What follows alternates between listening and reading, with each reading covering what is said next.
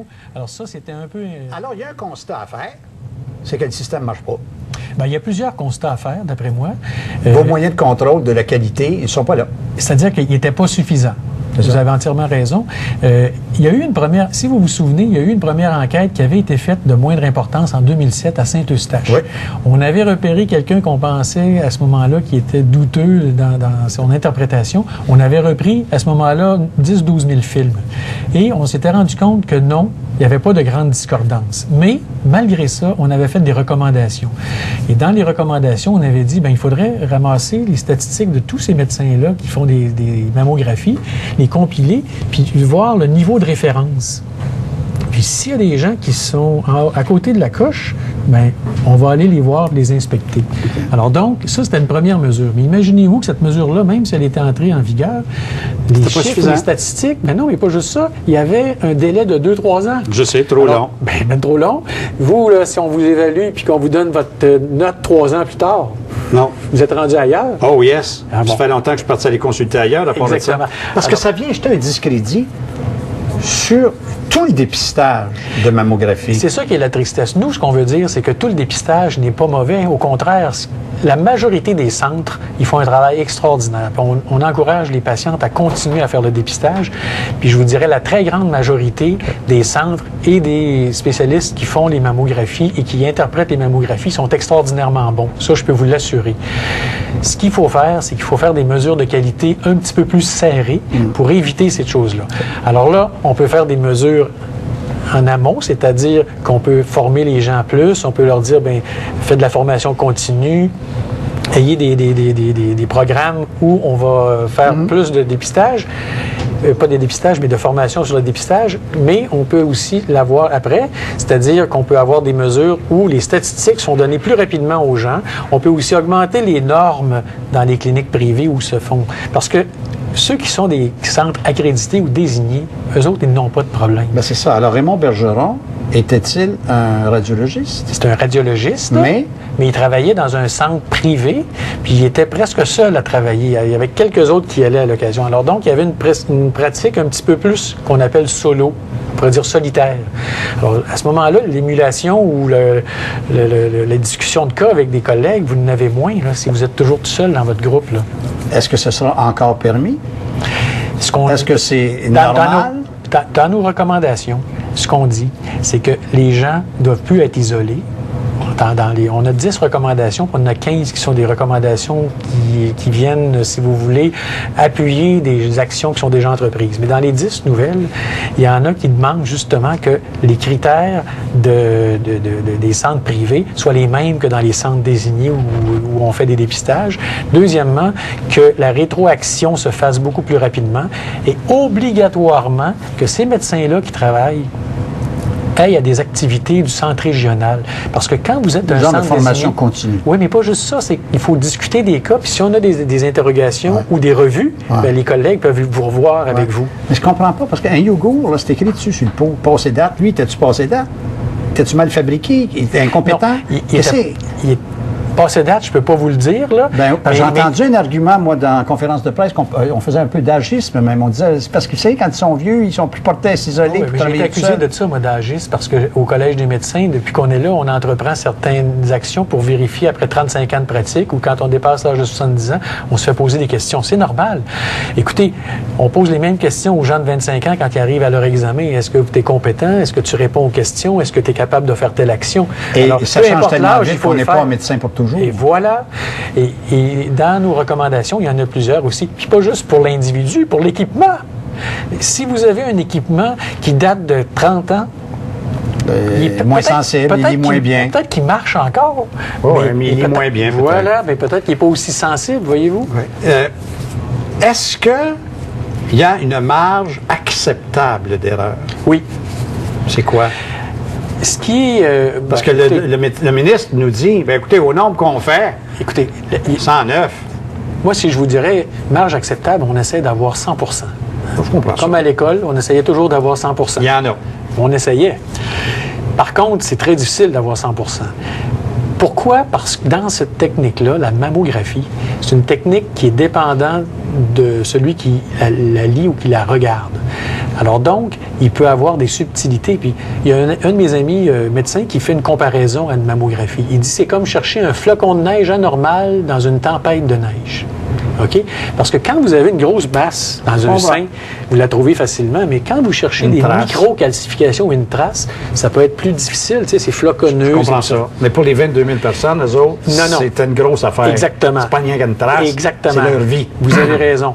Alors donc, si on demande une relecture systématique dans d'autres... Ça peut se faire? Oui, mais il y a eu quelques endroits où ça s'est fait, des relectures, mais du dépistage seulement. Et on dit qu'à peu près un cas sur 1000, on est passé à côté du diagnostic, ou on a eu un faux négatif. Ça serait la marge acceptable. À peu près, exactement. Alors, 109 sur 18 000. Ça fait... Ben lui, il avait 5,6 par 1000. Il était Est-ce que le collège se sent de responsabilité de ça? Je ne cherche pas des coupables, là. Écoutez, lui, il ne faut même pas qu'il soit coupable, à mon point de vue, mais il l'est par incompétence. On fait notre gros possible. En tout cas, moi, depuis que je suis là, je fais mon gros possible pour essayer d'aider, détecter d'abord les anomalies et essayer de corriger les anomalies. Est-ce qu'on est responsable de tous les gens qui pratiquent? On essaie de faire des efforts pour mettre de l'avant certains programmes. Mais vous comprendrez qu'il y a 20 000 médecins, presque autant que les mammographies qui ont été relues. Mais on ne peut pas être à côté de chaque médecin à tous les jours, puis leur tenir la main, puis regarder pour eux autres. La majorité des médecins, je peux vous dire la quasi-totalité, sont hyper compétents. Ah non, mais ça, c'est toujours la même affaire. Ceux qui sont en CHSLD, ils sont hyper compétents. La femme qui passe le cabaret est hyper compétente. Première chose qu'on sait, il y en a qui restent dans leur merde jusqu'à toute la nuit. Oui. Tout le monde est compétent. On s'entend. Oui. Jusqu'à temps que tu aies un gars de même qui peut opérer pendant combien de temps? Combien de temps ça a duré? Ça fait 18 000... Ça a sur 2 ans. On s'entend-tu que le gars, c'est un spécialiste du domaine? Il s'est ouvert une business de mammo? Oui. Hey, 18 000, c'est du stock. C'est du stock. Puis il en perd 109. Il est passé à côté de 109. On est sérieux, là. On est très sérieux. Moi, d'ailleurs, je ne veux pas le mettre dans la rue, mais je le poursuivrai. Bien, écoutez, je pense que c'est les tribunaux civils ou les recours civils qui s'intéressent à cette question-là. Nous, je peux vous dire qu'on a fait le travail qu'on avait à faire. Ah, bien fait. On a fait un éclairage sur la situation qui était inacceptable à notre avis. Puis, on est très malheureux de ça. C'était pas très gai ce matin quand on a annoncé cette affaire-là. Ça, je peux vous dire ça. Parfait. J'ai un courriel ici, justement, du public qui me dit, un instant, je pense qu'il va m'apparaître, là, Isabelle, le courriel, on l'a ici. Parfait. Alors, voici. Merci. Mon épouse a été victime d'un radiologiste incompétent. Nous sommes allés voir un autre spécialiste qui, à l'intérieur d'une semaine, a commandé une chirurgie d'urgence pour enrayer la masse. Or, il y avait des métastases. Ma femme est toujours sous suivi médical. Si elle avait été diagnostiquée plus tôt, les traitements auraient été mineurs et plus faciles. On le comprend, monsieur, facilement. Nous ne faisons pas partie des nombres statistiques mentionnés par le Collège des médecins, car elle a été traitée par la suite par un autre médecin. Comment et contre qui pouvons-nous prendre des recours? Contre celui qui a mal lu votre affaire, le radiologiste, à mon point de vue en question. Ça donne mal, c'est le même. Mais il ne faut pas le nommer. Ce que je veux dire, c'est que s'il y a des gens qui sont victimes d'erreurs ou de choses comme ça, le collège, on le dit, puis on invite et les patients et les médecins aussi à déclarer. Parce qu'il ne faut pas oublier que souvent, le premier qui peut voir une anomalie dans une pratique, comprenez-vous, c'est le collègue. C'est pour ça que je vous disais tantôt que lorsqu'on travaille en équipe, je comprends, on peut repérer beaucoup plus facilement les erreurs. Entre vous et moi, là, je vois dans vos constats généraux, et ça m'inquiète. Tu sais, la solidarité. Oui. Les médecins semblent réticents à signaler un collègue. Oui, c'est vrai. Nous, on observe ça. Ben voyons. Ben, je le sais. Puis c'est pour ça que le message, on essaie de passer un message à nos collègues. Ben, passez-les plus direct que ça, parce que je vais le passer à votre place. Il semble réticent à signaler un collègue en difficulté. Il n'est pas en difficulté, il est incompétent. Oui, mais il faut le dire. Puis nous, à ce moment-là, savez-vous pourquoi? Parce que les gens ont peur d'avoir des représailles des collègues. Mais nous, là, quand les gens font un signalement, là, c'est la tombe, là. Les gens, là, ils ne savent pas d'où ça vient. Puis deuxièmement, quand on a un signalement, on fait une enquête en profondeur sur les allégations qui nous ont Je le comprends. Mais comprenez-vous que quand la phrase est ainsi composée, ça fait corporatiste un peu. Ça, c'est le rapport. Ce que vous lisez là, c'est le rapport de nos enquêteurs. C'est pas le rapport rédigé par les autorités du collège. Vous dites à vos membres, les médecins doivent, sans réticence, signaler un collègue incompétent. Oui, monsieur. Bon, parfait. C'est une belle phrase, ça. Oui, mais on va vous prendre pour la rédaction de nos prochains rapports. Non, blague à part. Faites jamais ça.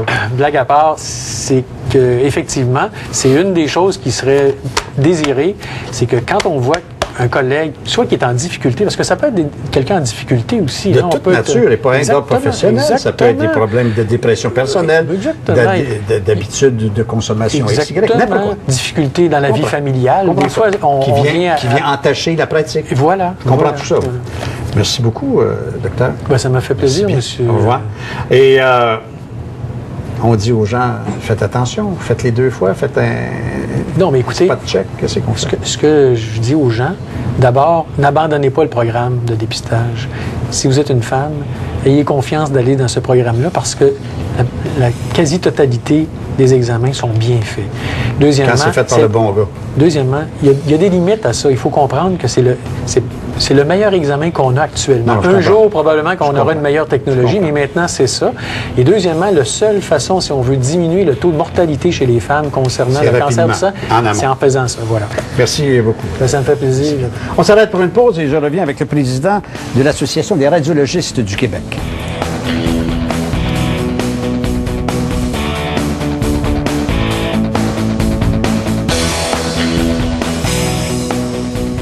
L'équipe de TVA Nouvelles sur Twitter, la nouvelle instantanée, les commentaires et réactions de nos journalistes, l'information de dernière minute. Un lien direct avec nous. Pour ne rien manquer, suivez nos journalistes sur Twitter. Prolongez l'aventure Le Québec, une histoire de famille sur le premier réseau social de généalogie au Québec. Visionnez la capsule de la semaine, échangez, discutez et retracez vos origines. Le Québec, une histoire de famille.com. C'est votre communauté. Plein de familles d'ici, plein de fromages d'ici. TVAnouvelles.ca. Vous l'avez su 1 heure avant les autres. Parce que quand une nouvelle arrive, elle arrive en premier. Sur TVAnouvelles.ca. Franchement, les matins, Martineau prend la parole à 10h avec vos commentaires et vos réactions. Franchement, Martineau, en semaine 10h à LCN. Quand vous êtes-vous vraiment fait plaisir la dernière fois? Grâce au compte épargne à intérêt élevé RBC, il n'a jamais été aussi facile de se gâter. Ouvrez votre compte en ligne en seulement quelques minutes, puis programmez des virements automatiques à chaque paie. Un simple montant de 25 $ par semaine peut vite se transformer en une chose que vous voulez vraiment. Commencez à épargner dès aujourd'hui pour vous offrir ce dont vous avez vraiment envie. Grâce au compte épargne à intérêt élevé RBC.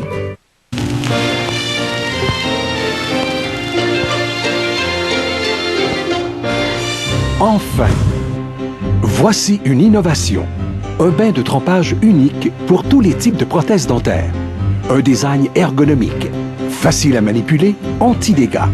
Il est même doté d'un aide-mémoire pour chaque journée d'utilisation. Le bain de trempage Novatan, une innovation fièrement québécoise. Disponible en pharmacie.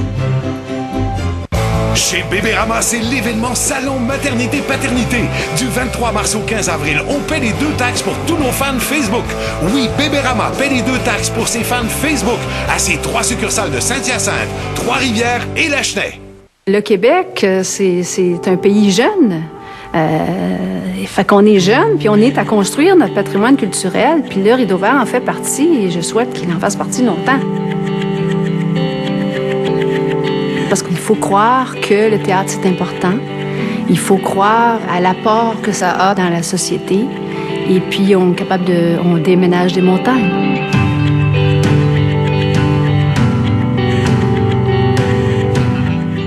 Ce jeudi, le budget fédéral sera déposé. Quelles sont les coupures à venir? Sera-t-il aussi conservateur que son gouvernement? Suivez en direct notre couverture spéciale, animée par Jean-Luc Mongrain, ce jeudi dès 16h sur LCN et Argent.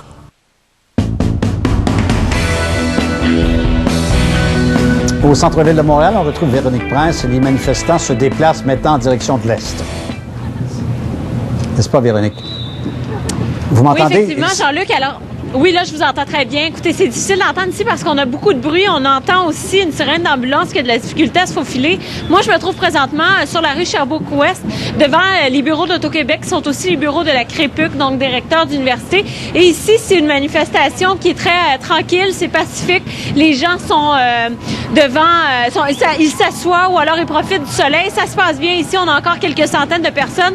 Par contre, il y a quelques minutes, un des étudiants qui visiblement n'était pas un leader, parce qu'on sait qu'ici, c'est organisé par les fédérations étudiantes universitaires et collégiales. Il y a un des étudiants qui lui a dit « Hey, tout le monde, on s'en va vers là-bas. » Et là, ce qui fait en sorte qu'on a un groupe qui s'est dispersé. Un groupe qui est présentement en train de monter l'avenue du Parc. On ne sait pas vers quel endroit il se dirige. Ce n'était pas prévu dans le trajet parce que la manifestation devait se terminer ici. Et on a un autre groupe qui a décidé d'emprunter la rue Sainte-Catherine en direction est. Eux aussi sont assez nombreux. Ils sont plusieurs centaines. Et également, on ne sait pas non plus vers où ils se dirigent.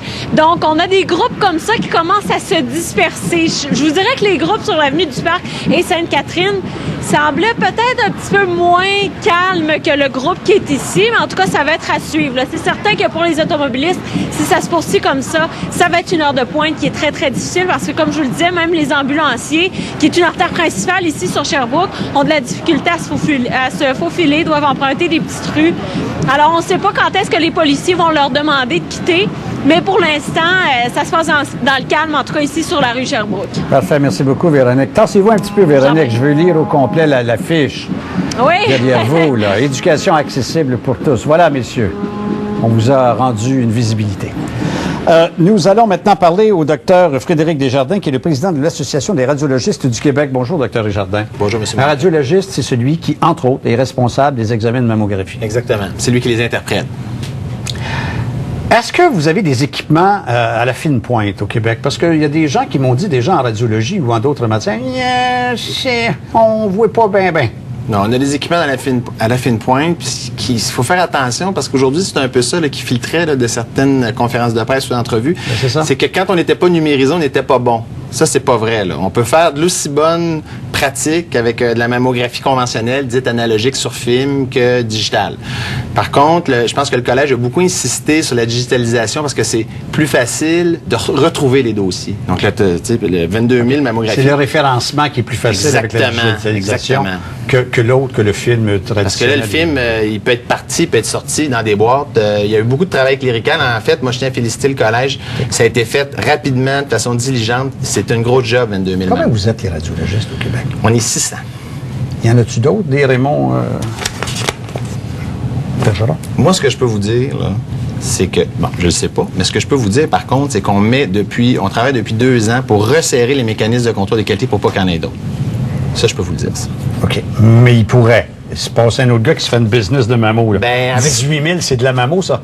Ben, 10 000 sur 2 ans, c'est de la mammo, mais il rend des services, là. Les autres individus, là, qui en lisent autant, ils rendent des services, là. Non, je comprends, mais lui, là, on s'entend-tu? N'avez-vous d'autres qui en font 18 000 en 2 ans? On en a d'autres, oui. Mais allez-vous aller les visiter?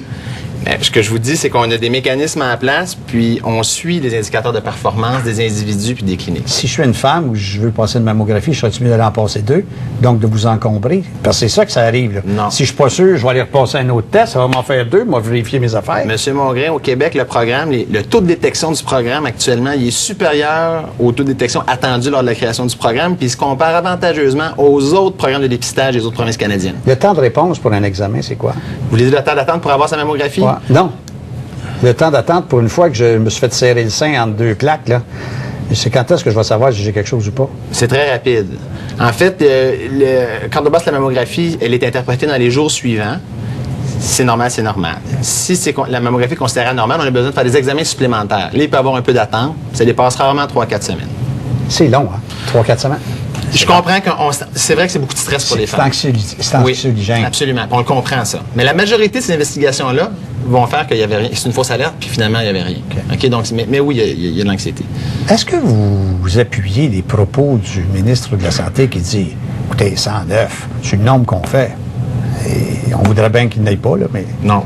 Pour nous, les résultats qu'on a là aujourd'hui, là, sur les 17 800, c'est des résultats malheureux. Puis les Québécoises là, sont en droit de s'attendre à des soins de haut standard. Mieux que ça. Est-ce que vous avez des moyens de contrôle, de suivi de la pratique de vos membres? En mammographie, oui. Comment ça se fait? Qui a passé dans les filets? Mais c'est ça. C'est un des constats qu'on a fait en conférence de presse. C'est que dans le cas qui nous concerne, beaucoup de mammographies étaient faites en dehors du programme. Ça ne veut pas dire qu'automatiquement, ils sont mal faites, mais ça faisait qu'ils se soustraillaient à un des mécanismes de contrôle de la qualité qui est le suivi des indicateurs de performance. Je ne veux pas faire des comparaisons ici qui sont odieuses pour personne, mais qu'est-ce que ça veut dire, faire des mammographies en dehors du programme? Ça veut-tu dire que c'est moi qui pars un stand de hamburger, qui je prétends je suis McDonald's, puis je vais faire comme McDo, puis c'est pas ça? Du tout. C'est quoi, ça? Ça veut dire que tu as une clinique avec un permis valide. Ça veut dire que tes équipements sont agréés au PAM, qui est le programme d'agrément canadien. C'est juste que tu participes pas parce que c'était pas obligatoire, puis il n'y a rien qui forçait les cliniques à participer au programme. Donc, ce qui faisait que tu peux quand même faire de la bonne mammographie, mais tes statistiques sont pas compilées par le programme. C'est quoi ça? Mais c'était comme ça que ça fonctionnait. Ça fonctionne-tu encore comme ça? Non. Là, on est en train de resserrer, puis depuis 10 ans, le nombre de mammographies faites à l'intérieur du programme a doublé, puis on y arrive. Là, on est dans le dernier segment. Là, ça va être... Tout le monde va être dans le programme. Qu'est-ce qui arriverait à quelqu'un de vos membres qui agirait encore ainsi ou qui agirait ainsi, qui ne serait pas à l'aube à la veille de la retraite, là? Est-ce qu'il serait suspendu? Est-ce qu'on lui demanderait de se mettre dans les normes? Est-ce qu'on lui demanderait de resuivre un cours de formation, d'encadrement, etc.? Alors, ça, c'est un processus. Vous savez, c'est un comité tripartite. Hein? C'est le collège, mais c'est aussi la santé publique puis nous autres. Quand on identifie quelqu'un qui a des lacunes, là, ça dépend du degré. Si là, on est dans un degré, là, grosse lacune, c'est sûr que la personne elle est suspendue dans ce domaine-là de la pratique de la radiologie. Elle peut continuer à faire la radiologie dans les autres modalités, mais elle va être arrêtée en mammographie. Mais ça se fait avec le collège. C'est le collège qui a ce pouvoir-là. Le président du Collège des médecins, tantôt, me dit, à l'inverse, je ne pense pas qu'il y en ait. Il me disait qu'il n'y en aurait pas. Est-ce qu'il y a des dames, celles-là, on sait qu'elles avaient été dites comme étant négatives et sont avérées positives dans 109 cas. Est-ce que le contraire est vrai? Est-ce qu'il y en a qui ont eu à subir des traitements et qui n'auraient pas pu, ils n'auraient pas dû? Non. Les faux positifs, c'est pas les radiologistes. S'il y en a eu, c'est pas les radiologistes, ça, c'est la pathologie. C'est un faux positif, ça veut dire qu'à la biopsie, il y a un pathologiste qui dit qu'il y a un cancer, qui s'avère que c'est pas un cancer. Mais là, c'est dans le volet de la pathologie. C'est pas vous autres. C'est pas nous autres. Nous autres, notre problème, c'est les faux négatifs. C'est assez. C'est assez. On n'en veut pas d'autres. Est-ce qu'il y a d'autres zones sensibles dans l'exercice de votre profession? Parce que le scanner, c'est vous autres. La résonance magnétique, est-ce que c'est vous autres? Oui. Il y a des fois des fausses lectures. Il y a souvent sur les films ou sur la façon de voir, il y a des choses qui apparaissent comme étant quelque chose. Je l'ai vécu. Et par ailleurs, non, ça s'avère être rien. C'est une erreur de lecture ou c'est un spasme qu'a eu la machine dans sa lecture, je ne sais pas. Est-ce que c'est répandu? Autrement dit, j'essaie de voir la fiabilité de la technologie. Bon, votre question est vaste. Elle est très vaste. Mais quand même, il y a quelque chose qui est dur à expliquer. C'est qu'en radiologie, c'est pas parfait. Des fois, il y a des faux positifs ou des faux négatifs. Okay, donc, on peut faire, entre guillemets, on peut être un très bon radiologiste puis faire des erreurs. Il y a deux types d'erreurs. Il y a des erreurs de détection. Ça, c'est-à-dire qu'une anomalie, puis on la voit pas. Peu importe la raison. Elle est là, on la voit pas. Il y a des erreurs d'interprétation. C'est-à-dire qu'une anomalie, on la voit, mais on l'interprète mal. C'est-à-dire qu'on n'a pas la bonne conduite suite à ça. Ce qu'on sait, c'est que pas juste en mammographie, là, dans tout le domaine de la radiologie, il y en a des erreurs. Tous les radiologistes en font, malheureusement, parce que c'est pas parfait. Non. Par contre, il y a un niveau d'erreur qui est acceptable. Puis dans ce cas-ci, c'est ce qu'on dit, nous, c'est qu'on est en dehors des normes. Ça, c'est un niveau d'erreur inacceptable. En dehors des normes. Qui n'est pas dû à la technologie, qui est dû à l'incompétence de la lecture. Mais qui est dû aux... Il est incompétent. C'est un mot qui est difficile à dire pour moi. Mais je pense que les chiffres parlent d'eux-mêmes. Pourquoi? Par solidarité professionnelle? Bien, les chiffres parlent d'eux-mêmes, moi, je pense. C'est ça que ça veut dire. Là. Quand les chiffres parlent, OK, c'est correct. Le langage non-verbal est quand même une réponse aussi, docteur. On s'entend. C'est comme un réflexe. Tu sais, quand vous me frappez sur le genou, la patte me lève. J'ai pas répondu, mais le corps a répondu. Quand on est dans une situation comme celle-là, est-ce qu'il ne faut pas revoir à peu près tous les protocoles? Parce que je sais qu'il y a des lectures qui se font, mettons, je ne sais pas moi, en résonance magnétique, il y a des choses qu'on ne voit pas.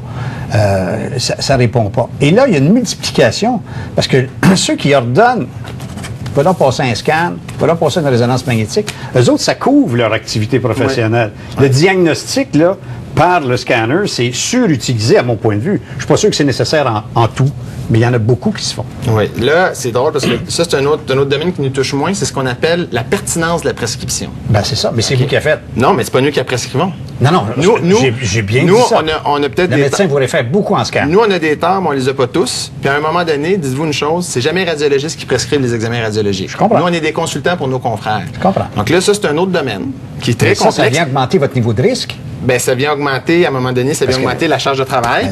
Puis ça complexifie, en effet, des fois, les dossiers. Mais ça, c'est la pertinence de la prescription. Ça, c'est au niveau des cliniciens. C'est un problème que vous vivez. C'est un problème. Parce que, honnêtement, moi, j'arrive comme patient, puis je me fais dire, mon grain, ça va passer un scanner. Moi, la machine scanner, on comprend-tu que c'est pour trouver plus grave qu'une radiographie à plat normale? Dans ma compréhension de la médecine, parce que je connais rien. Quand je vais au scanner, moi, là, c'est parce que je cherche quelque chose de grave. C'est-tu toujours ça? Pas nécessairement. On peut chercher, par exemple, des hernies discales avec un scanner, puis c'est pas quelque chose qui va... Mais c'est-tu nécessaire de passer par le scanner? Des fois oui, des fois non. Ça aussi, c'est des affaires de beaux confrères. Merci beaucoup, Frédéric Desjardins, président de l'Association des radiologistes. Agissez pour pas que ça se reproduise, parce que ces pauvres femmes, elles sont pas 109. Ils ont été 22 000 dans l'inquiétude. On prend les moyens, puis il faut que les femmes continuent à passer des mammographies. La mammographie, ça sauve des vies. Puis il y a beaucoup plus d'avantages à passer des mammographies qu'à ne pas en passer. Merci beaucoup de votre message. Au retour de la pause, Nathalie Rodrigue est avec nous. Elle est vice-présidente de la Coalition Priorité Cancer au Québec. Merci, docteur.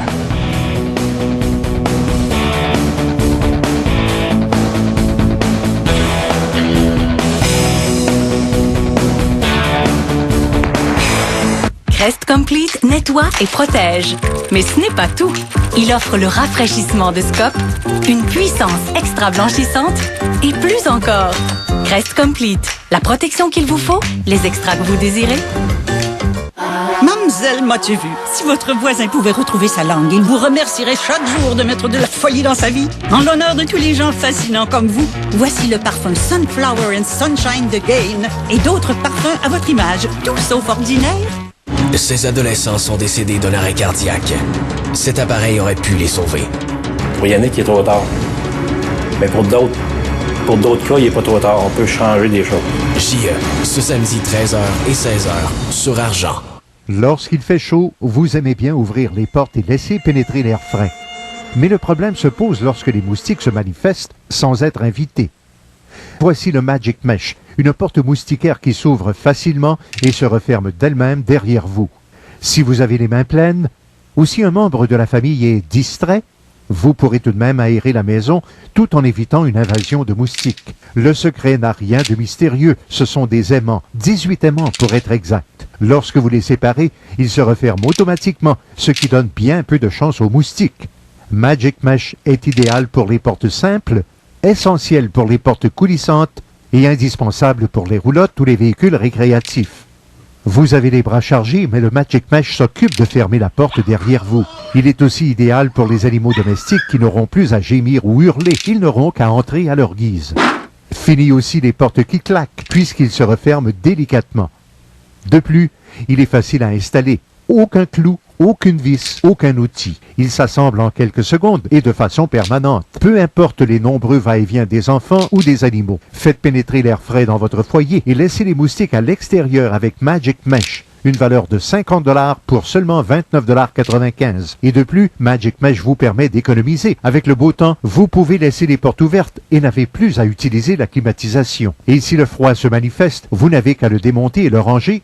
Mais attendez, appelez maintenant, nous doublerons l'offre. Vous ne paierez que des frais séparés de manutention et de livraison. Utilisez-le pour la porte coulissante et l'autre pour la porte arrière. Une pour la maison et l'autre pour votre VR. En effet, vous obtenez 2 panneaux Magic Mesh pour seulement 29,95 $. C'est moins de 15 $ chacun.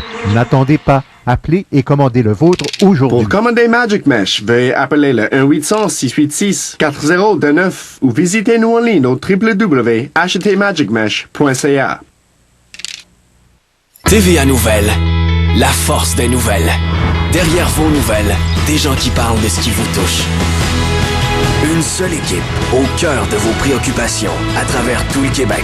TVA Nouvelles, c'est la force de l'équipe.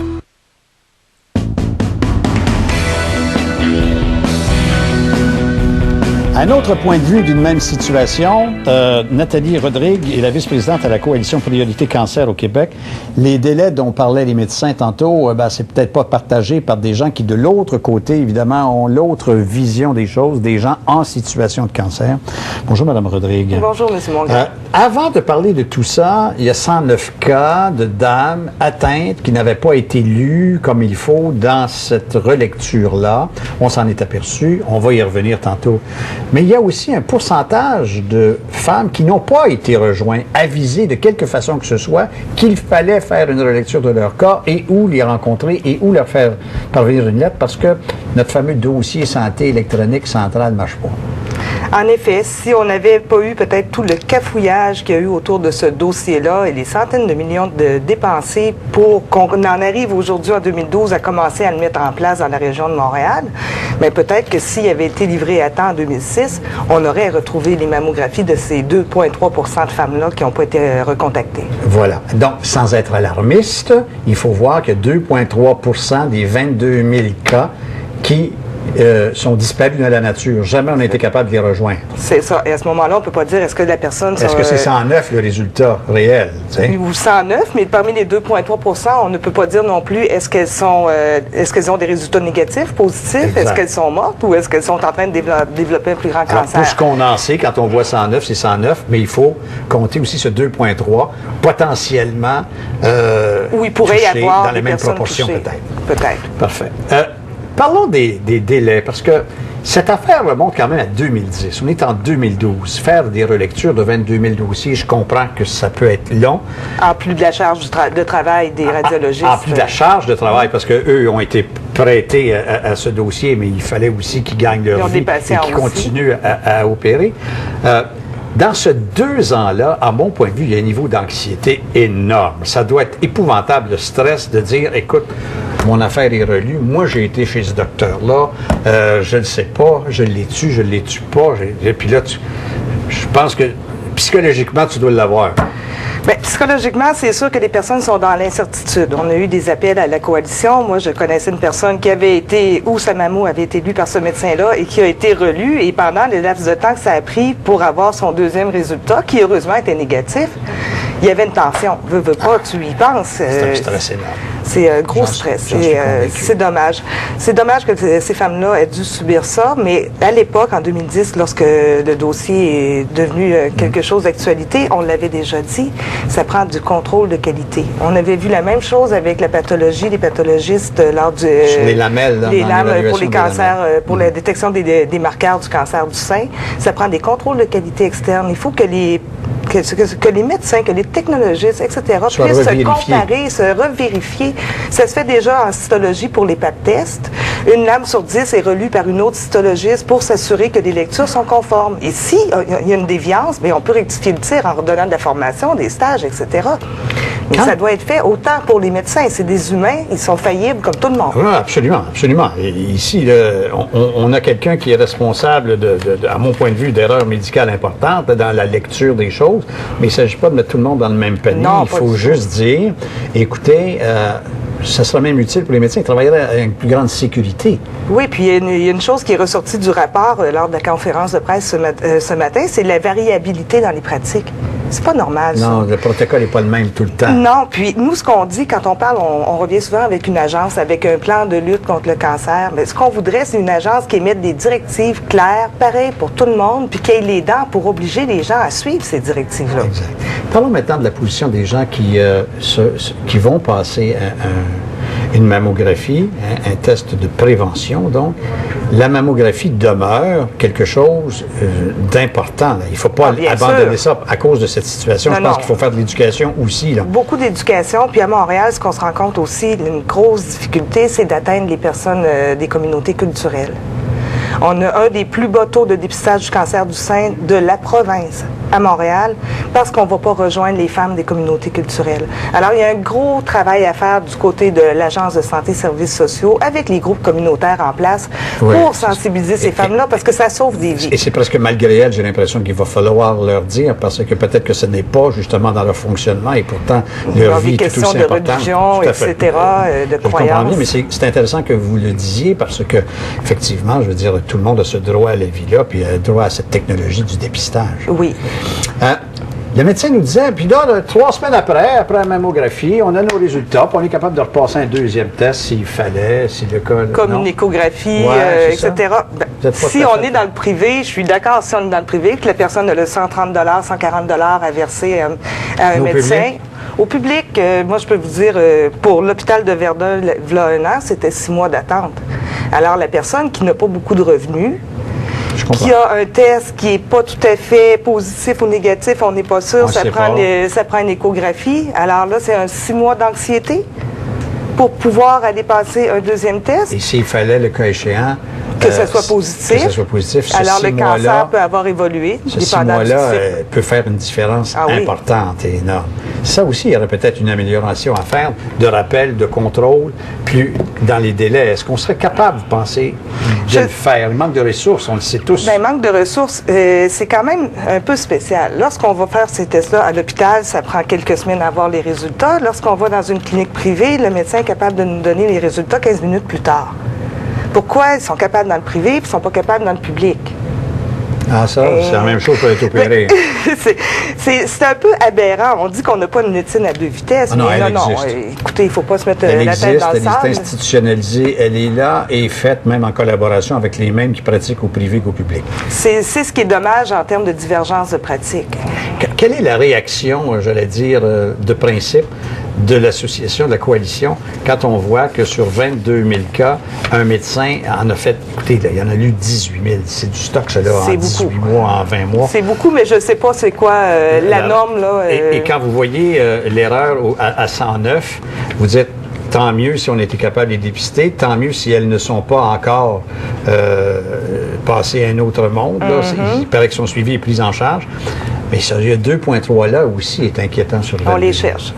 C'est incroyable. Alors, si jamais quelqu'un, et je le lance le message, et je pense qu'il faut le dire, ont déjà consulté le docteur Raymond Bergeron entre 2008 et 2010, et que vous n'avez pas été rejoint ni de près ni de loin, je pense que vous devriez communiquer avec le Collège des médecins, qui est l'organisme qui a parrainer cette relecture des mammographies, mais je pense qu'il faut que vous le fassiez si vous connaissez quelqu'un.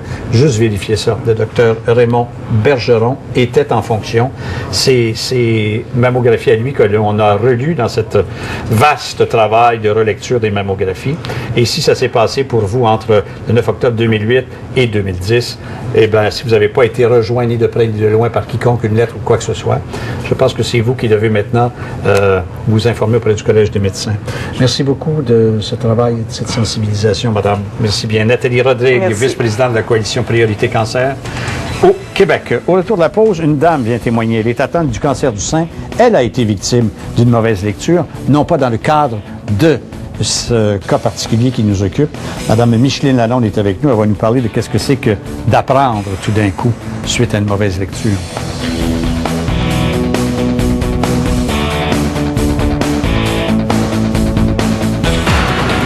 Pour réagir, commenter, discuter avec Mongrain, vous pouvez accéder en tout temps à son blog à l'adresse suivante: mongrain.canoë.ca.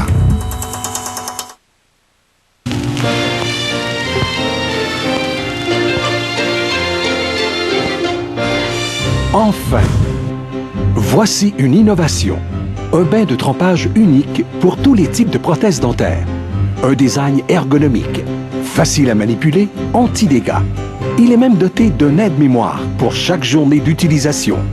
Le bain de trempage Novadent, une innovation fièrement québécoise. Disponible en pharmacie. Une fois en position, alignez le pouce de la main gauche avec le manche du bâton. Le plus important, gardez les yeux sur la balle. Avec la bonne prise de main, concentrez-vous et lancez-vous.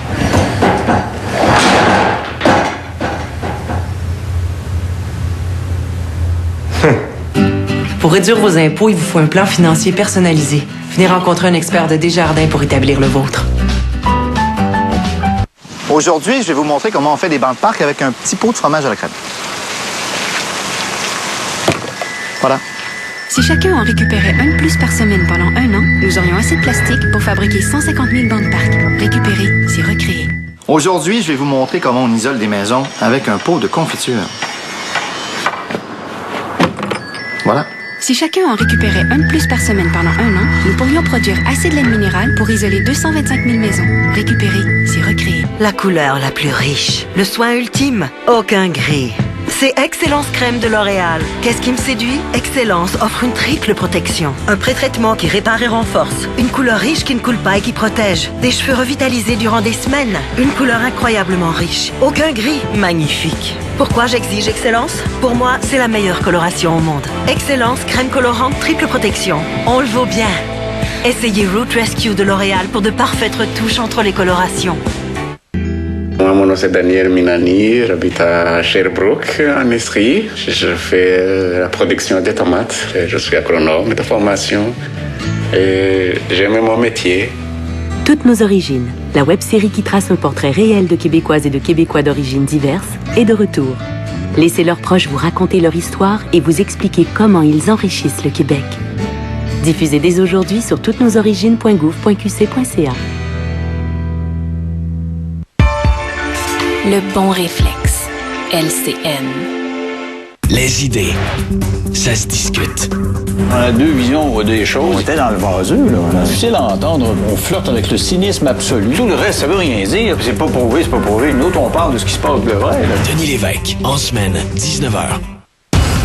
TVA Nouvelles, l'instant présent. Les meilleurs journalistes sur les événements qui vous touchent. Les Québécois préfèrent s'informer sur TVA Nouvelles. Premier sur la nouvelle.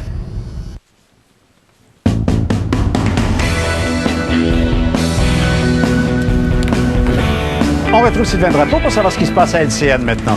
Deux entreprises liées à Tony Accurso, donc, qui n'auraient pas payé leurs factures. Elles sont poursuivies par deux sous-traitants. On parle toujours, évidemment, de Construction Louisbourg, Simard Bautry, des noms qui reviennent, bien sûr. Et les entrepreneurs qui réclament des sommes d'environ 100 000 $, c'est Compaxol et Consultants Géocontrôle ont déposé, donc, devant la Cour supérieure, une requête. Elles ont fait ces travaux-là, mais n'ont pas été payées pour, disent-elles. On verra comment ça va se passer le 2 mai au Palais de justice. On va parler de garderie aussi, Jean-Luc, parce que le gouvernement du Québec s'apprêterait à mettre sur pied une liste d'attente unique. Actuellement, il y a une liste d'attente. Les gens peuvent s'y référer pour les garderies à 7 $ par jour. Sauf que ce n'est pas obligatoire. Alors, la plupart des CPE ne font pas partie de cette liste-là. Alors donc, pour le parent, il s'agit de faire une multitude d'appels pour savoir si effectivement il y a des garderies qui ont des places disponibles. À tel point que c'est assez étonnant. La ministre de la Famille, Yolande James, avoue elle-même qu'elle ignore combien d'enfants sont en attente d'une place en garderie. Or, le gouvernement, justement, dit vouloir créer des places, mais on ne sait pas combien il en manque exactement. Je vous dirais aussi qu'il y a eu des grèves, des journées de grève à la CSN, par exemple, sur les garderies. Mais là, c'est les garderies privées, non subventionnées, qui manifestent ou qui vont manifester parce que il y en a 500, là, quand même, c'est assez nombreux. Ils réclament 50 millions du gouvernement du Québec. Les tarifs sont d'environ 35 $ par jour, donc elles ne sont pas subventionnées. Sauf que Québec refuse de les faire participer à l'appel d'offres, justement, de ces nouvelles garderies. Il y en aura 15 000 nouvelles places. Donc, évidemment, dans tout le dossier des allégations de favoritisme dans l'octroi de garderies, ça s'est fait surtout sur des garderies privées. Alors, peut-être qu'il y a une prudence là de la part de la ministre. Je termine en vous parlant de manifestations assez violentes. Écoutez, ça, c'est en Indonésie. Vous voyez les policiers qui sont en formation un peu comme l'étaient les Romains dans les livres d'Astérix. Oui, en tortue. Oui, exactement. Alors, ils manifestent contre la hausse du prix de l'essence. Alors, imaginez donc que ça fait une semaine que ça dure. Il faut dire que là-bas, c'est particulier. Le gouvernement subventionne pour éviter des hausses très élevées dans un pays extrêmement pauvre. Alors là, il veut retirer ces subventions-là parce qu'ils sont en déficit, évidemment. Alors, pour les gens, c'est inacceptable. La plupart, donc, n'ont pas beaucoup d'argent. Alors, regardez comment on réagit dans les rues pour la hausse du prix de l'essence là-bas. Tout à fait. Merci beaucoup. Autre pays, autre mœurs. Merci beaucoup. Nous autres, on chiale dans les lignes ouvertes. où à TV, on fait 3 reportages, c'est réglé, et le cartel du pétrole continue de faire ce qu'il veut. C'est pour dire, vive le capitalisme. Sauvage. On va aller retrouver Véronique Prince, justement, pour nous parler de cette manifestation, parce qu'elle s'est éclatée un peu, je pense, cette manif, Véronique. Oui, effectivement, il y a de plus en plus de bruit ici. Je vais vous montrer ce qui est en train de se passer en direct ici, Jean-Luc. Vous voyez l'homme qui est monté là, sur son véhicule.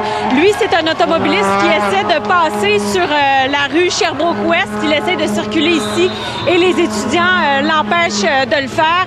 Et là, ça a commencé vraiment à se chamailler, à se bousculer.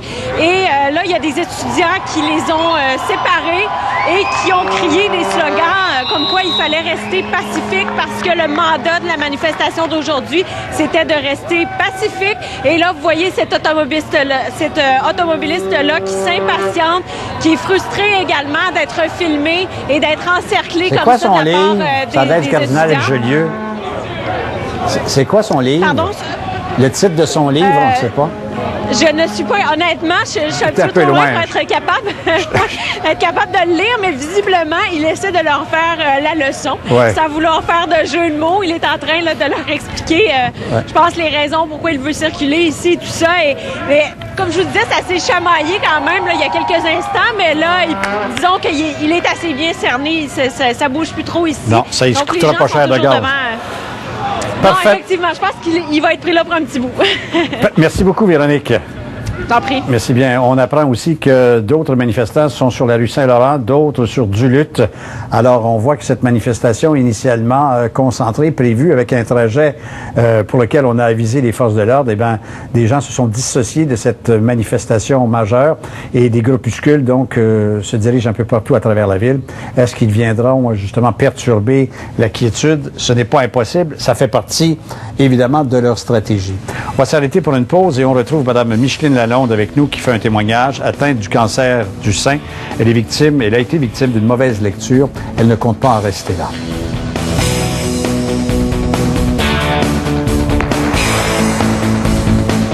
Avant d'acheter un nouveau camion, vérifiez d'abord ce que les chiffres disent. En termes d'économie d'essence, en termes de puissance et quel camion est le plus souvent choisi au pays quand vient le temps de changer. Et vous verrez que seul RAM répond aux 3 critères. Ce qui laisse le reste du troupeau loin derrière. Obtenez le RAM 1500 SXT V8 2012 pour 24 995 $. Membre de la gamme de pick-up la plus durable au pays. Le courage, la légende, RAM.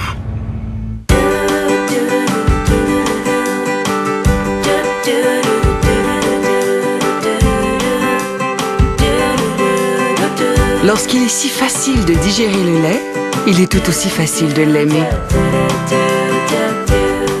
Le lait Lactantia, sans lactose. Il vous fera retomber en amour avec le lait. Facile à digérer, facile à aimer. Cet homme est un consultant en immigration qui prétend pouvoir vous aider à immigrer au Canada.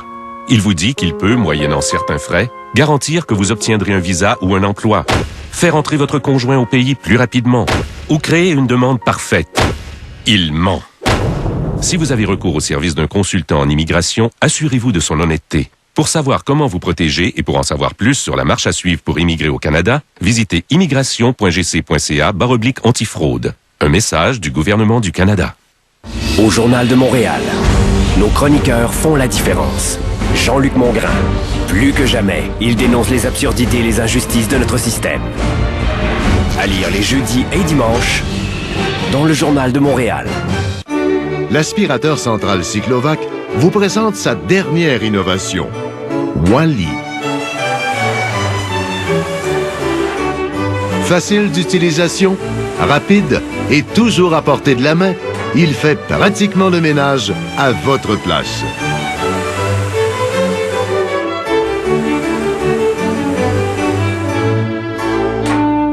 Wallyflex et Cyclovac, à votre service. Faites partie du clan O'Hara sur le site web officiel de O. Visionnez des entrevues exclusives. Rejoignez notre communauté Facebook. Apprenez les derniers potins grâce au blog de Kathleen et Louisa. Pour faire partie du clan O'Hara, rendez-vous sur tva.canoe.ca/O. Votre banquier vous fait-il cet effet? Le banquier est de retour à TVA. Inscrivez-vous jusqu'au 30 mars sur tva.canoe.ca/le banquier. Avez-vous ce qu'il faut pour gagner? L'événement sportif le plus prestigieux au monde. Ce printemps, les maîtres arrivent à TVA Sport. Le tournoi des maîtres, dès le 3 avril, en exclusivité sur la chaîne TVA Sport.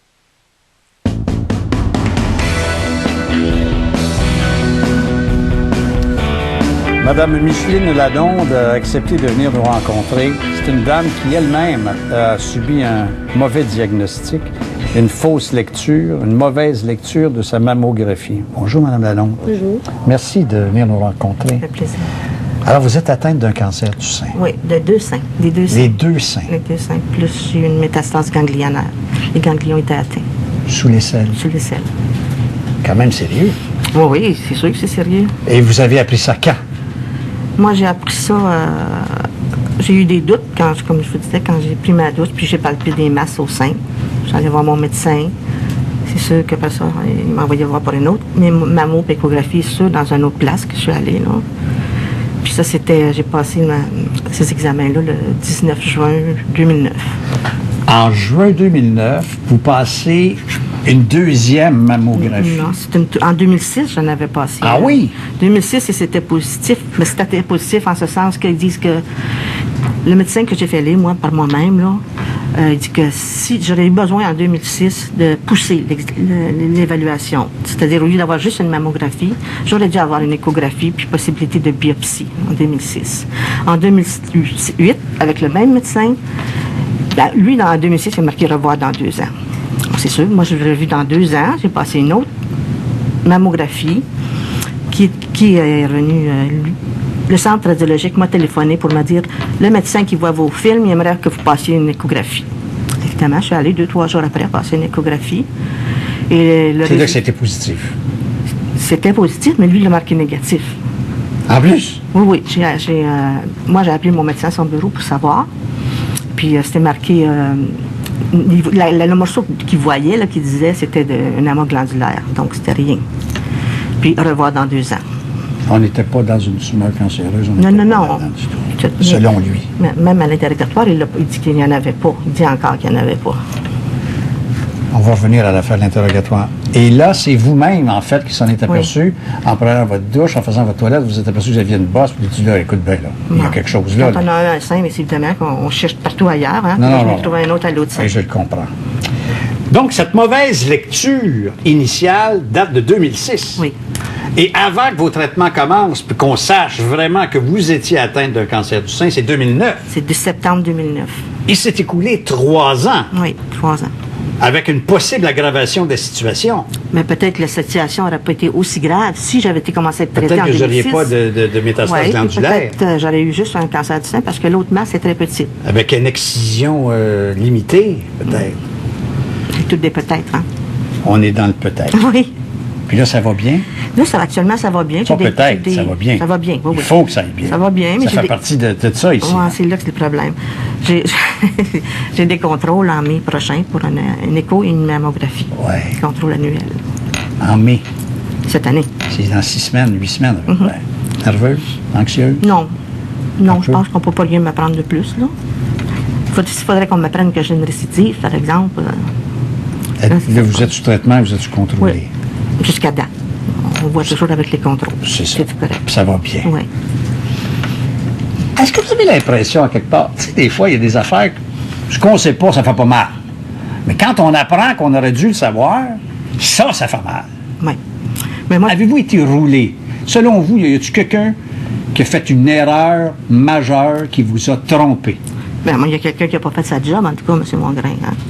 Quand tu vas voir un professionnel, bien, tu t'attends à ce qu'il voit, à ce que ça aille bien, ou si ça va pas bien, il te le dit. Moi, j'étais 3 ans, 2 fois que j'ai passé des examens avec le même professionnel, puis qui a donné comme... Qui a même dit le contraire de la réalité. Ah. Il n'a pas rien que fait une erreur en disant « j'ai mal lu ». Il persiste et signe en disant « il n'y a rien là ». Oui, il dit qu'il n'y a rien là. Et là, vous me dites, il a même dit en témoignage que ça n'existait pas dans le temps. Comment ça, le témoignage? Le poursuivez-vous? Oui. Ah! Ça, c'est correct. Puis lors de mon interrogatoire, moi j'en ai eu une, lui en a eu une, puis moi j'avais le droit d'aller à son interrogatoire. Alors je suis allée. Oui, bien sûr. Je suis allée. Je n'ai pas dit un mot parce que je n'avais pas le droit de parler. Mais en clinique en 2008. Interrogatoire avant défense, là, qu'on appelle, c'est ça? Avant... Préalable, hein? Interrogatoire préalable. Alors il a dit encore là qu'il n'y avait rien. Il s'est rien passé. Rien. Il ne s'appelle pas Bergeron? Non. OK, parfait. C'est un autre. Oui, Comme là, on ne nommera pas, évidemment, parce que c'est devant les tribunaux, puis on verra bien au moment opportun. Qu'est-ce que vous dites aux femmes? Insistez. Si vous disent non, croyez-les pas. Il va en avoir un autre. Moi, j'ai déjà fait une émission avec monsieur Lévesque. Ouais. Et j'avais dit que mon message que je lançais aux femmes, dès qu'elles ont le moindre doute, d'aller faire relire s'ils ont eu des mammographies.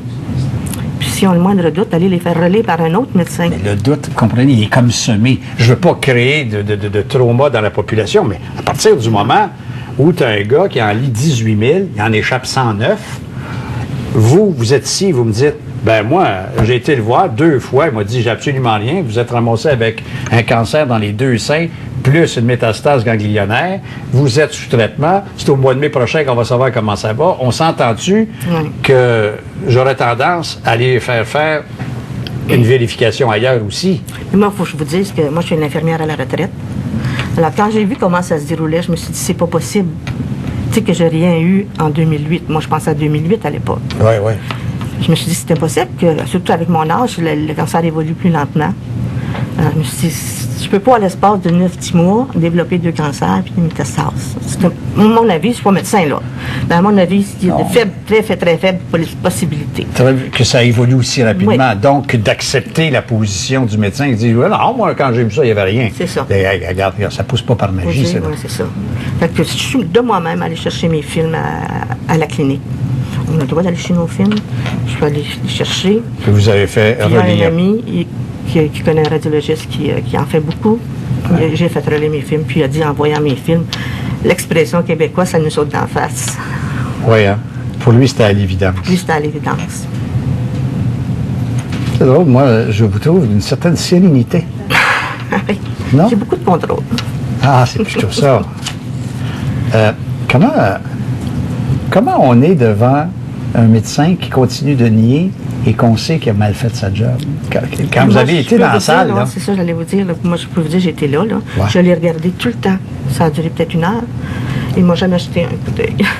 Ça m'a envoyé un non. Il n'a jamais été voir comment vous réagiriez, non. Comment il était plutôt tourné du côté. Je l'ai visé tout le temps de l'interrogatoire.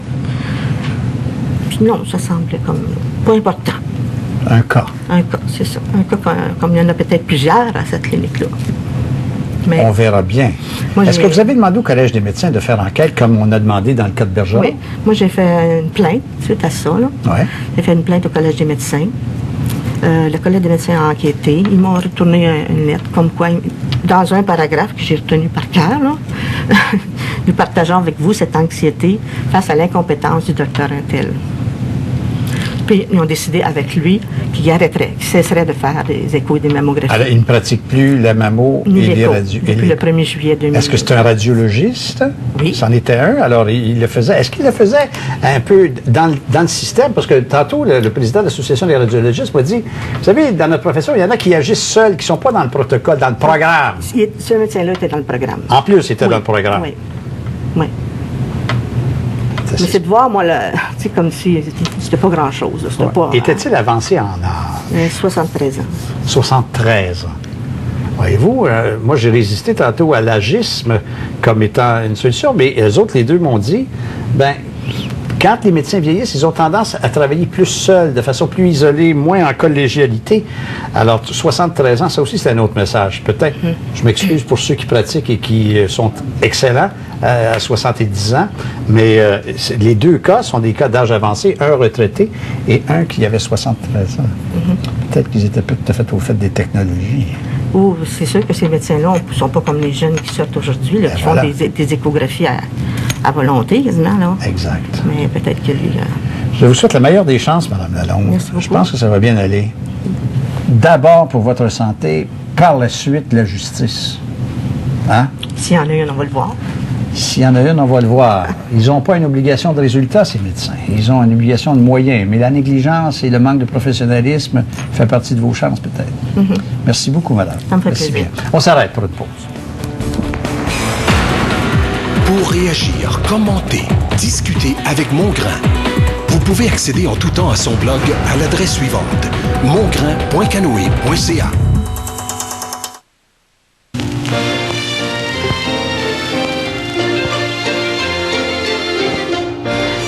Enfin, voici une innovation.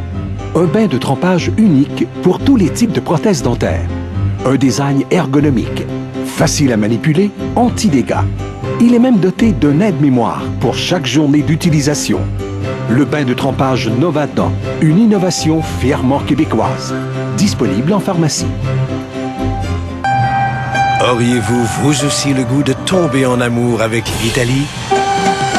Offrez-vous un des délices d'Italie dans les restaurants Subway, dont le savoureux sandwich poulet pizziola avec fromage. Subway, pensez frais, mangez frais.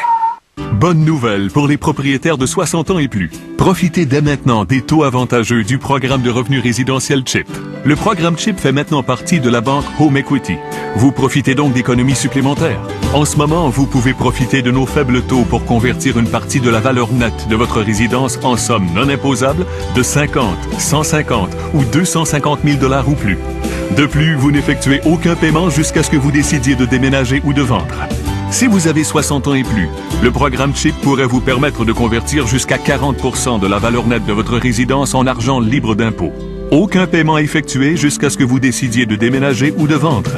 De plus, vous restez propriétaire de votre résidence et en gardez le contrôle. Pas étonnant que le programme CHIP soit recommandé par les banquiers et les conseillers financiers. Profitez de nos faibles taux. Pour recevoir votre guide gratuit sans aucune obligation, appelez 1-877-742-2447 ou visitez le site hypothécairechip.ca. Eric, tu veux une cigarette? Quand l'envie devient trop forte, la gomme Nicorette Frisson Extrême au bon goût de menthe peut vous aider à y résister. Pour chaque cigarette, il y a Nicorette. Oui, allô? Hey, Frank, qu'est-ce qui se passe? Oh, je m'en vais au magasin. Oui, allô? Salut. Allô? Allô? Yo, ça tombe dans 10 minutes. Seulement, à ce canon. Je te vois dans 5 minutes, attends, ok. C'est fait, c'est ma Nouvelle-Canada. On part de la Polar.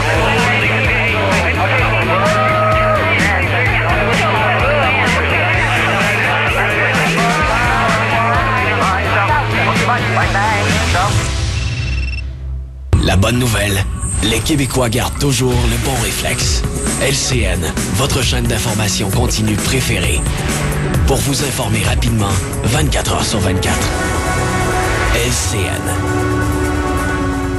L'équipe de TVA Nouvelles sur Twitter, la nouvelle instantanée, les commentaires et réactions de nos journalistes, l'information de dernière minute. Un lien direct avec nous. Pour ne rien manquer, suivez nos journalistes sur Twitter.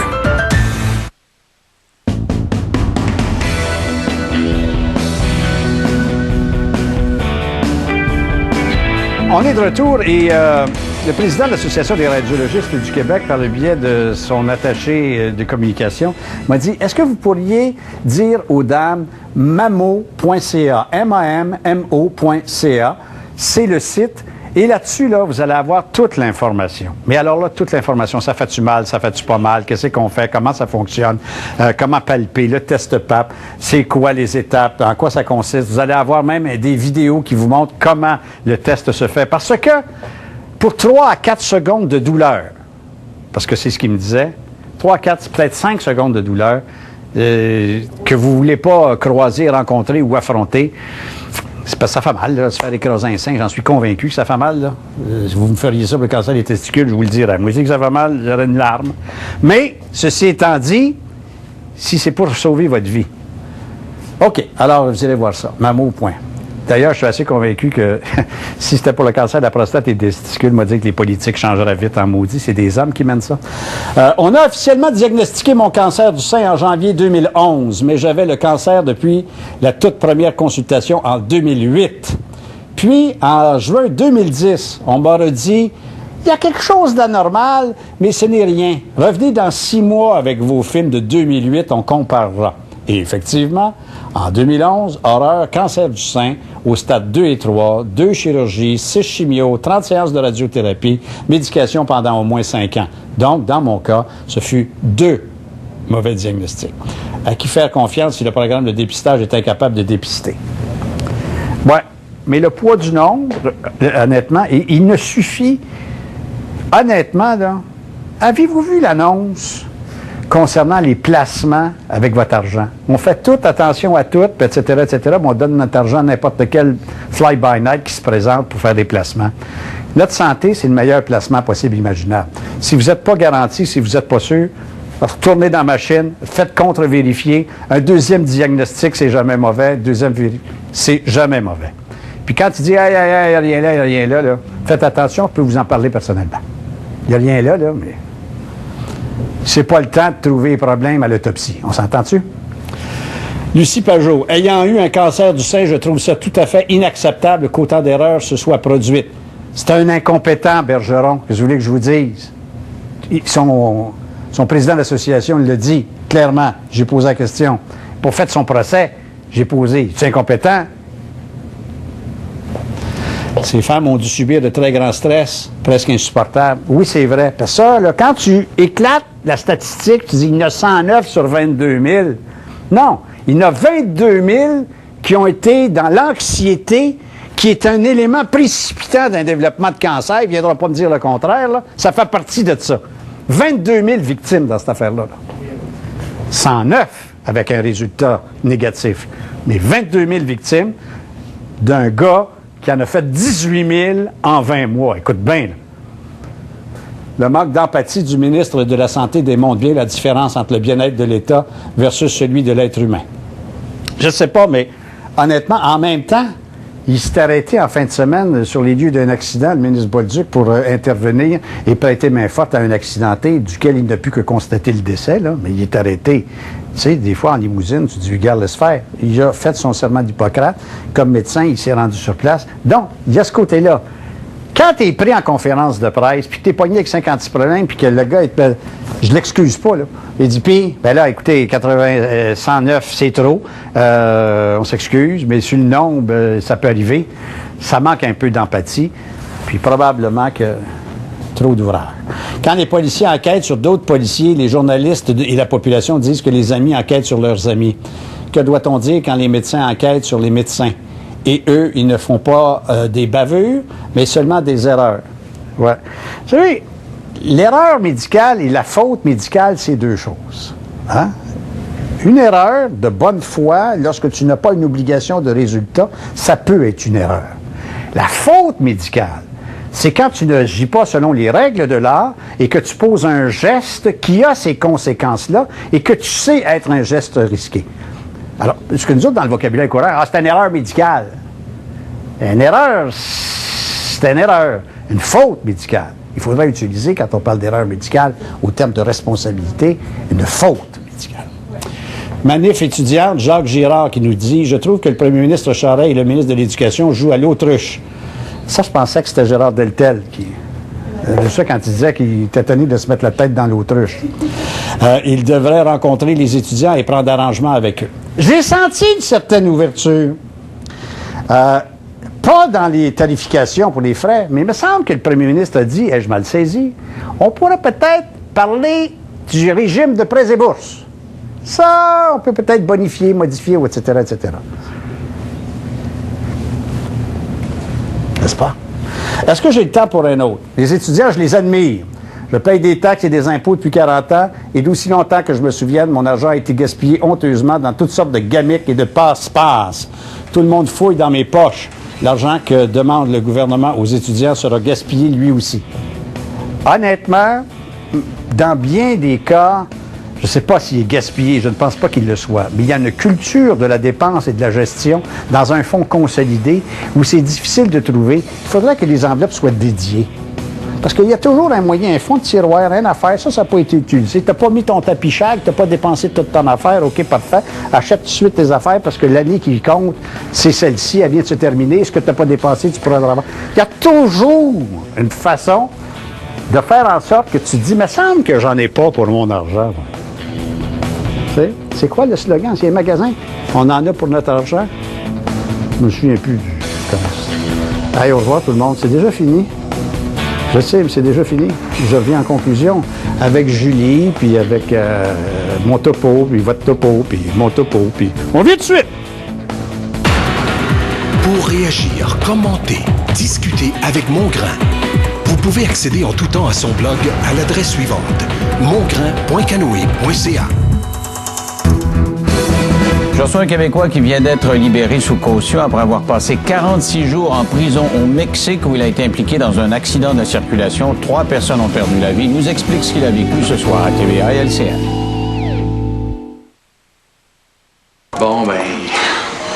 S'il te manque quoi que ce soit, tu nous appelles. Ben oui, ma. Hey. T'es sûr que tu vas être correct? Je pense que ça va bien aller. Vous revenez quand vous voulez. Flambant Neuf, la nouvelle loterie de l'Auto-Québec qui pourrait vous faire gagner l'un des 3 ensembles Flambant Neuf comprenant une maison, 2 voitures et 100 000 $. Comme 1 million de Québécois, vous avez perdu vos dents et votre dentier vous exaspère? Pour retrouver un vrai sourire tout en douceur, fiez-vous à nos 20 années d'expérience et de succès en implantologie dentaire. Osez changer. Consultez-nous. drlucchaussé.com ou 450-IMPLANT. Sherlock, avec son code alphanumérique bien en vue, est un des meilleurs moyens de dissuasion contre le vol automobile. Pour vous protéger, nous gravons plus de 52 pièces de votre véhicule et les corps policiers ont un accès direct à nos données. N'acceptez pas d'imitation. Exigez Sherlock, le crabe doré. T'es un petit bleuet au goût savoureux. Et être ensemble serait merveilleux. Je suis une fraise et j'aime de montagneux. Et en mon centre, y a de la place pour 2. Givrage à ma gauche, lait entier à ma droite. Nous voici au centre des Mini-Wheats. Les nouvelles céréales Mini-Wheats Centre à saveur de fruits des champs. Maintenant avec une touche de vrais fruits, dont des fraises et des bleuets. Mini-Wheats Centre aux vrais fruits. Vous savez que l'assurance vie est importante pour leur protection et votre tranquillité d'esprit. Vous pouvez maintenant obtenir rapidement et facilement l'assurance vie dont vous avez besoin grâce au régime pour me protéger de la financière Manuvie. Nos régimes d'assurance vie sont abordables et le plus beau, c'est qu'aucun questionnaire médical n'est requis pour plusieurs d'entre eux et que votre demande peut être approuvée en quelques minutes. Alors, pour recevoir votre trousse d'informations gratuite, appelez-nous ou consultez le site pourmeprotéger.com.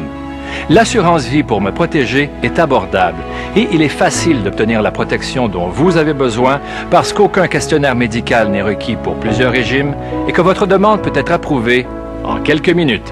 Pour leur protection et votre tranquillité d'esprit, demandez maintenant votre trousse d'informations gratuite. L'assurance vie pour me protéger de la financière Manuvie.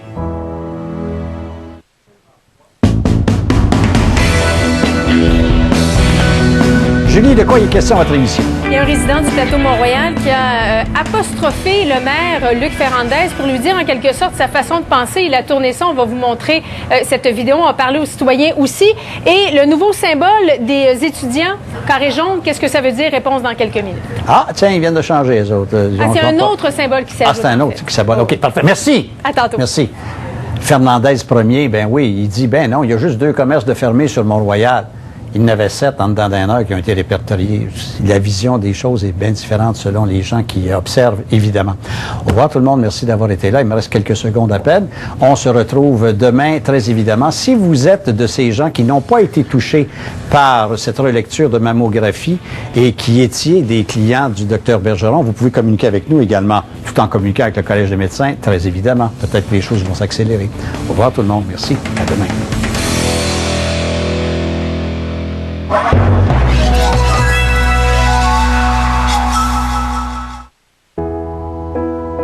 Vous savez que l'assurance vie est importante pour leur protection et votre tranquillité d'esprit. Vous pouvez maintenant obtenir rapidement et facilement l'assurance vie dont vous avez besoin grâce au régime pour me protéger de la financière Manuvie. Nos régimes d'assurance vie sont abordables et le plus beau, c'est qu'aucun questionnaire médical n'est requis pour plusieurs d'entre eux et que votre demande peut être approuvée en quelques minutes. Alors, pour recevoir votre trousse d'informations gratuite, appelez-nous ou consultez le site pourmeprotéger.com. L'assurance vie pour me protéger est abordable et il est facile d'obtenir la protection dont vous avez besoin parce qu'aucun questionnaire médical n'est requis pour plusieurs régimes et que votre demande peut être approuvée en quelques minutes. Pour leur protection et votre tranquillité d'esprit, demandez maintenant votre trousse d'informations gratuite. L'assurance vie pour me protéger de la financière Manuvie. Deschamps est le choix incontournable pour se procurer un véhicule et pour une durée limitée, nous coupons les prix. Deschamps vous offre en location la toute nouvelle Sonic 4 portes à 179 $ par mois. La Cruze 2012 est à 195 $ par mois en location et l'Equinox 2012 à 0% financement 72 mois. Venez faire l'essai d'un de nos produits Chevrolet, Buick, Cadillac ou GMC. Prenez la clé Deschamps et économisez en grand. Deschamps, sortie 102 de l'autoroute 20 à seulement 8 minutes du tunnel La Fontaine. Si vous voulez remplir la pièce de pure musique, c'est très simple. Les fils ne s'entremêlent pas. Peu d'équipement, juste un son complet et naturel. Le système de musique Wave de Bose va là où vous le voulez et tout le monde est émerveillé par la pureté du son, rapporte Murray Hill du service Post Media News. C'est le système le plus acclamé de sa catégorie. La technologie Bose d'enceinte à guide d'onde offre un son enveloppant pour toute votre musique, vos CD ou la radio. Un ensemble de connexions pour iPod ou iPhone et un changeur de multi-CD sont disponibles en option. Commandez votre système de musique Wave dès maintenant et économisez 50 $. De plus, la livraison est gratuite. Écoutez alors que ce petit système donne vie à votre musique avec un son riche de Bose. Appelez dès aujourd'hui. Profitez du système de musique Wave chez vous sans risque pendant 30 jours. Écoutez ce qui vous manquait. C'est aussi simple que cela. Les événements nous surprennent, nous touchent, nous choquent, nous font réagir, nous inspirent. Parce que mon topo, c'est vous. Envoyez-nous vos photos et vos vidéos sur tvanouvelle.ca/montopo. Ce jeudi, le budget fédéral sera déposé. Quelles sont les coupures à venir? Sera-t-il aussi conservateur que son gouvernement? Suivez en direct notre couverture spéciale, animée par Jean-Luc Mongrain, ce jeudi dès 16h sur LCN et Argent. Ici Julie Marcoux. Aujourd'hui à mon topo, voici ce qui retient votre attention. Confrontation entre un maire et son citoyen. C'est moi qui ferme les commerces? Non, il n'y en a pas quasiment pas de ferme. Ah non, il n'y en a quasiment pas. Vidéo d'un résident du plateau en colère. Mobilisation étudiante, un nouveau symbole fait son apparition. On vous dira de quoi il s'agit. Bon mardi tout le monde, j'espère que vous allez bien. Dans les prochaines minutes, justement, on va revenir sur ce carré jaune qui vient de faire son apparition sur les réseaux sociaux concernant cette mobilisation étudiante. Mais d'abord, êtes-vous satisfait, vous, de votre maire, de la gestion que fait votre maire dans votre municipalité? En tout cas, il y a un citoyen, lui, qui est assez frustré, même qui lui a dit carrément dans le blanc des yeux. Il s'appelle Pascal Fortin. Il a apostrophé samedi dernier le maire de l'arrondissement Plateau-Mont-Royal, Luc Ferrandez, parce qu'il est mécontent de cette mesure qui a été mise de l'avant pour atténuer le trafic, donc qui diminue finalement l'achalandage sur le plateau Mont-Royal. Écoutez bien l'échange qu'il y a eu entre les deux. T'as-tu les commerces? Comment qui ferment les commerces? Non, il n'y en a pas quasiment pas de ferme. Ah non, il n'y en a quasiment pas? Non, okay, va te promener sur Mont-Royal, tu vas voir, c'est toute de la propagande. En ce moment, il en reste 2 de fermés, sur 560. Il en reste 2? Sur Mont-Royal? Okay. Les autres sont loués. Je vais aller voir ça, là. Salut, mon B. Alors, mis au défi, Pascal Fortin a décidé d'aller se promener sur l'avenue du Mont-Royal. Bonjour, Pascal Fortin. Oui, bonjour. Vous avez repéré combien de commerces qui étaient fermés? Je n'ai repéré au-dessus de 17, puis il y en a que j'ai oublié, dont Stromboli que j'ai oublié, mais j'ai fait ça vite, donc...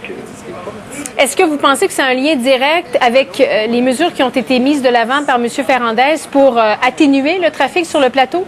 Oh que oui, je pense effectivement que ça a un lien très, très, très direct. Il y a 3 ans avant l'administration Ferrandez. Oui. OK, moi, je voulais me louer un local j'avais l'intention d'ouvrir une boutique avec ma conjointe. Il n'y avait aucun local vraiment beau. Il y en avait peut-être 1 ou 2. Mais à part ça, il n'y avait rien sur l'avenue du Plateau Mont-Royal qui était où est-ce que je pouvais me louer un local. Et présentement, dans ces jours-ci, si je voudrais, je pourrais me louer n'importe lequel local, puis je pourrais faire un marché aux puces avec, puis ça passerait. Mm-hmm. Qu'est-ce qui vous frustre tant? Parce que, bon, vous n'êtes pas un commerçant. Comment, à titre de citoyen, vous êtes touché par ces mesures qui ont été mises de l'avant par votre maire? Moi, c'est directement sur le trafic, directement sur l'avenue Saint-Denis, la rue Laurier, tous les changements radicaux du maire, les one-way qui ont changé, aussi puis les parcomètres qui coûtent plus cher. Je veux dire, l'activité économique du plateau, moi, je trouve que c'est essentiel. Moi, j'aimais vivre sur le plateau parce que là, présentement, j'aime plus vraiment vivre sur le plateau parce que ça c'est plus comme avant. Je veux dire, les boutiques changeaient pour des belles boutiques. Puis là, présentement, il y a des Renaissance qui vont ouvrir. Il y a un gros Ardel qui a remplacé le centre Hi-Fi. Je trouve que ça n'a pas sa raison d'être sur l'avenue du Mont-Royal, parce que le but de l'avenue du Mont-Royal, c'est de devenir avec des belles boutiques, boutiques fashion, donc qui sortent de l'ordinaire. Puis là, finalement, on se retrouve avec... je trouve que le plateau Mont-Royal dépérit, finalement. Dépérit. En terminant en quelques secondes, est-ce que vous pensez déménager? Oui, effectivement, oui, je pense vraiment m'en aller le plus loin que je peux. Où est-ce que vous allez aller? Oui. Où est-ce que vous allez aller? Je vais sûrement m'en aller sur la rive nord ou sur la rive sud parce que je suis tanné aussi de l'administration Tremblay. Donc là, j'ai plus vraiment le choix. Les deux, je veux dire, sur Montréal, on sait plus quoi faire là. Pascal Fortin, merci beaucoup d'avoir été avec nous. Merci beaucoup aussi de nous avoir fait parvenir le lien de cette vidéo, d'ailleurs que vous retrouverez sur notre site internet tvanouvelle.ca dans la section Mon Topo. Après la pause, on va parler à la mairie de l'arrondissement du plateau Mont-Royal et on revient avec ce fameux carré jaune. Qu'est-ce que ça veut dire? Réponse dans un instant.